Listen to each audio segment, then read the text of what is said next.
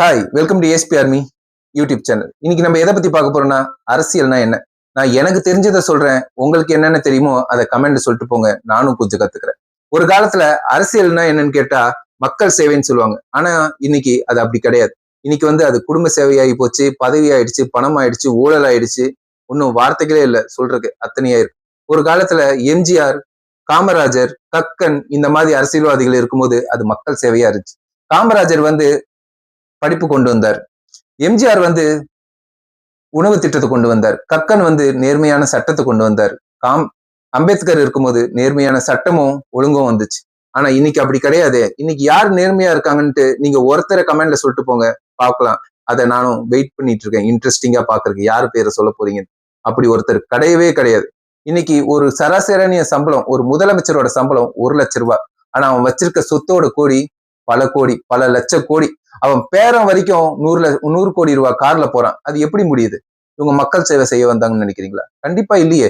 மக்கள் பணத்தை ஊழல் பண்ணி பண்ணி பண்ணி தான் குடும்பத்தை வளர்த்து கோடி கோடியா சொத்து சேர்த்து இஷ்டத்துக்கு வாழ்றாங்க. இதுதான் இன்னையோட அரசியல் நடக்குது. இப்போ தமிழக வெற்றி கழகம்னு ஒரு கட்சி வந்திருக்கு. அவங்க எப்படி நடத்த போறாங்கன்னு தெரியல. ஆனா இவங்க அளவுக்கு கேவலமாவும் மோசமாவும் இருக்காதுன்னு நான் கண்டிப்பா எதிர்பார்க்கிறேன். அரசியல்னா ஒரே விஷயம்தான். மக்களுக்கு என்ன தேவை, அது எந்த இடத்துல தேவை, என்னென்ன தேவை, இதை பார்த்து பார்த்து பண்றதுதான் அரசியல். ஆனா இப்ப அப்படி கிடையாது. பண்ண இடத்துலயே திரும்பி ஆல்டர்னேட் அதே. ஆனா மக்கள் சேவையை தேவைப்படுற இடத்துல யாருமே எதுவுமே பண்றது இல்லை. ஒரு மலை கிராமம் இருக்குன்னு நினைச்சுங்களா, அங்க ரோடு தேவைன்னா அதை பண்ணி கொடுக்கறதுதான் ஒரு அரசியல்ச்சியோட வேலை. அது பண்றது கிடையாது. அது இன்னைக்கும் அது அப்படியே தான் இருக்கும்.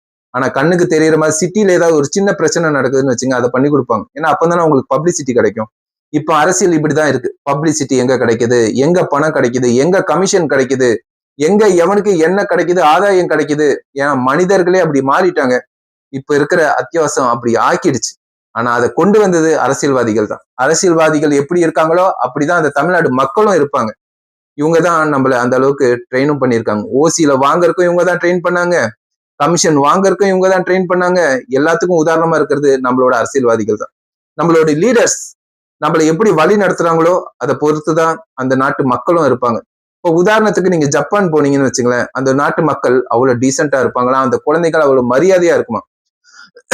ஏன்னா அவங்களோட கல்வி திட்டங்கள் அப்படி, அங்க இருக்கிற கவர்மெண்ட் அப்படி. இப்போ கொரியா போனீங்கன்னு வச்சுங்களேன், சட்டம் அப்படி இருக்குமா, டெரிஃபையா. எவனாவது தப்பு பண்ணானா ஸ்பாட் தண்டனை. ஆனா இங்க அப்படியா இருக்குது. இங்க கற்பழிப்பு பண்ணாலே அவனை விசாரிச்சு விசாரிச்சு விசாரிச்சு 10 வருஷத்துக்கு பிறகும் அவனுக்கு தண்டனை கிடைக்காம ரிலீஸ் ஆகுறதுதான் நம்ம தமிழ்நாடு அரசு.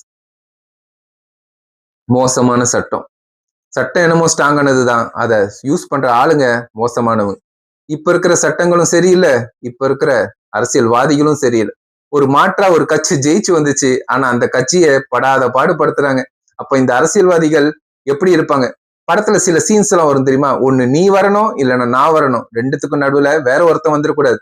ஏன்னா இவங்க அழிஞ்சு போயிடுவாங்க. அதுதான் இப்ப நடந்துட்டு இருக்குது. அதை நம்ம எல்லாருமே கண்கூடா பார்த்துட்டு இருக்கோம். நீங்க ஒத்துக்கிட்டாலும் ஒத்துக்கலாட்டியும் இதை நீங்க ஒத்துக்கிட்டு தான் ஆகணும் கண்டிப்பா. அரசியல்வாதிகள் ஒரு சொன்ன மாதிரி யோசிச்சு பாருங்களேன். சின்னதா கணக்கு பார்ப்போம். ஒரு வருஷத்துக்கு 12 லட்சம் ரூபாய் சம்பளம். ஆனா அவனோட பையன் படிக்கிற செலவே 50 லட்சம் இருக்கும். எப்படி? இதெல்லாம் நம்மளுக்கு அறிவு இல்லாம போயிடுச்சா? இதெல்லாம் நம்ம யோசிக்காம போயிட்டோமா? கேள்வி கேட்காம போயிட்டோமா? கத்து கொடுத்துருக்காங்க ஊழல் எப்படி பண்ணணும், கமிஷன் எப்படி அடிக்கணும், எப்படி லைன்ல நின்னா லைன்ல நிக்காம எப்படி போய் கிராஸ்ல இடத்த பிடிக்கணும்.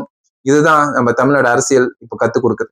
இப்போ ஒரு ஆட்சி வந்திருக்குல்ல, அவங்க ஊழல் பண்ணாம செய்யணும்னு சொல்லியிருக்காங்க. அவங்க எப்படி பண்ண போறாங்க, எப்படி பண்ண போறாங்க, எப்படி பண்ண போறாங்கன்னு நானும் ஆவலா பார்த்துட்டு இருக்கேன். நானும் ஒரு சப்போர்ட்டர் தான். பட் ஒரு மாற்றத்துக்கு சப்போர்ட்டர், கட்சிக்காக இல்லை. இப்போ உங்களுக்கு எல்லாம் ஒரு சின்ன வீடியோ ஒண்ணு போடுறேன். இதுல மட்டும் நீங்க புரிஞ்சுக்கீங்க.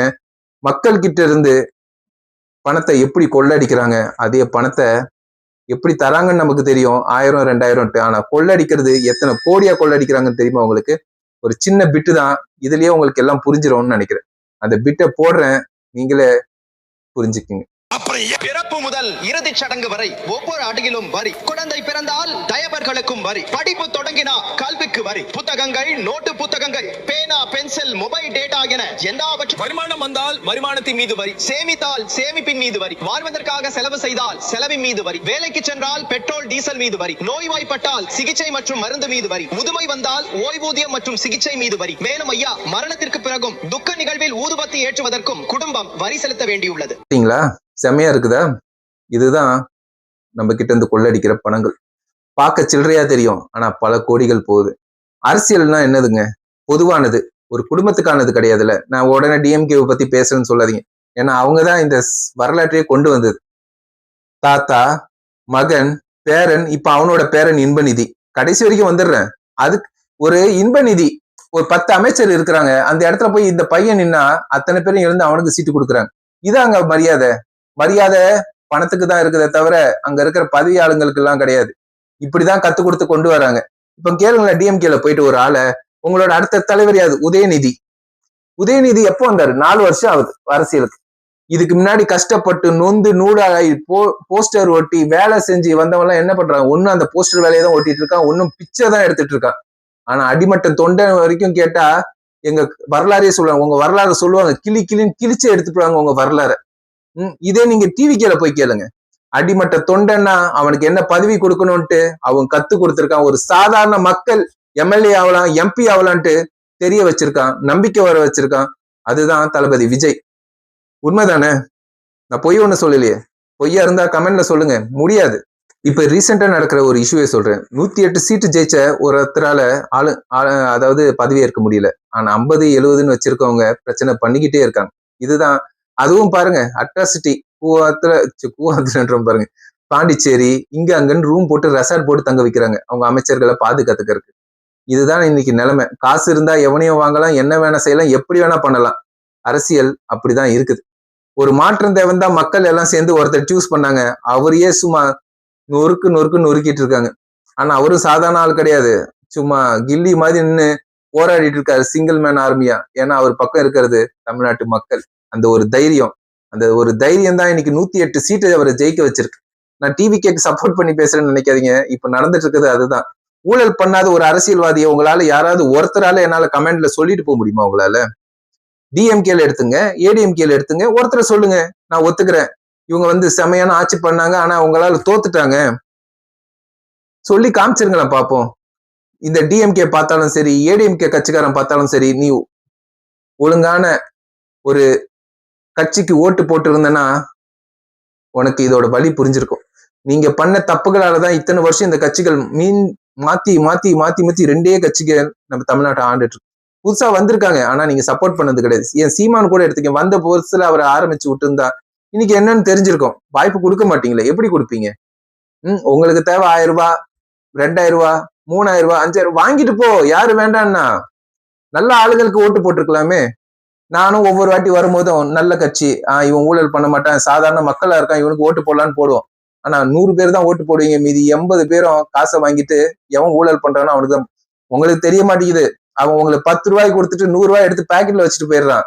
ஆனா நம்ம இன்னைக்கு வரைக்கும் அதே தேஞ்சு போன ரோட்லயும், உடஞ்சு போன ரோட்லயும், பவர் கட்டான வீட்லயும், ஒழுங்கான தண்ணி வராத ஏரியாலையும், மழை பெஞ்சா பிளட் வர இடத்துலயும் தான் நம்ம இருக்கோம். ஆனா அவன் இடத்துல ஒரு நாள் ஒரு சொட்டு தண்ணி மழை பெஞ்சு நீங்க என்னைக்காவது நியூஸ் கேட்டிருக்கீங்களா? ஸ்டாலின் மிதக்கிறார், எடப்பாடி மிதக்கிறார். கிடையாதுல்ல. நம்ம தானே மிதந்துட்டு இருக்கோம் வருஷம் வருஷம். என்ன காரணம்? நம்ம தான் காரணம். நம்ம ஒழுங்கான அரசியல்வாதியை சூஸ் பண்ணாததால, அவனுக்கு மக்களோட பவர் தெரியாததால, அவன் மட்டும் ஊழல் பண்ணி பல கோடி சேர்த்து வச்சுக்கிட்டு அவன் ஜாலியா போயிடுறான். ஆனா நம்ம தெருக்கோடியில தான் ஒண்ணு நின்றுட்டு இருக்கோம். இந்த வாட்டியாவது பார்ப்போம், ஒரு மாற்றம் வந்திருக்கு, என்ன நடக்குதுன்னு பார்ப்போம். See you, bye bye from your ASP Army YouTube channel. அரசியல்னா இப்போ சாக்கடைனா அது அரசியல். ஊழல்னாலும் அரசியல் தான். ஊழல் இல்லாட்டியும் அது நல்ல அரசியல். அது வருங்காலத்துல நம்ம பார்ப்போம்னு நினைக்கிறேன். எனக்கு ஒரு நம்பிக்கை இருக்குது. பார்க்கலாம். See you, bye bye.